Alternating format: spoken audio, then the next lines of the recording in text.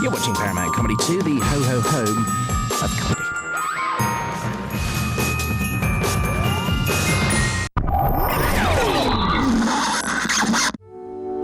Of all the years in the controversial filmmaker Sir Leslie Quint's life, 1946 is arguably the most dramatic. While stationed in India with the British Merchant Navy, he shot an elephant. Well, I was trying to cook some food, you see, some soup.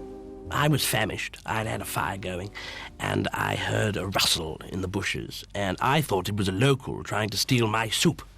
So I grabbed my rifle and fired off a couple of quick shots into the undergrowth. And before I knew it, I realized that it wasn't a local, and I'd shot an elephant.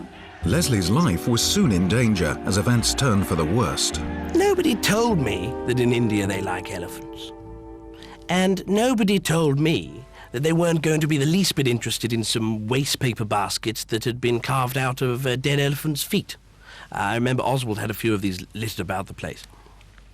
And I looked at the fallen beast and I thought, well, it's dead, it's not doing any good there, so I thought I'd make a bit of money, you know. So I went into the village with my new wares, and before I knew it, I was being hounded back into the jungle by an angry mob.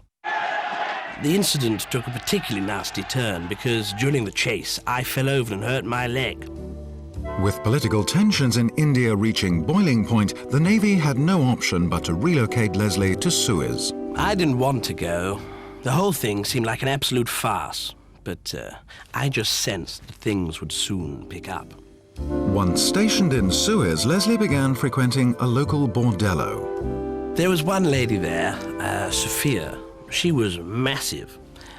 She was a Marxist, if I recall. At the time, I thought she was just being fancy.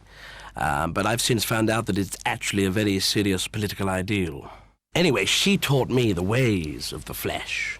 But she also taught me that women can be very cruel, and they can be very fun. And if you can get a combination of the two, well, you're in for quite a wild night.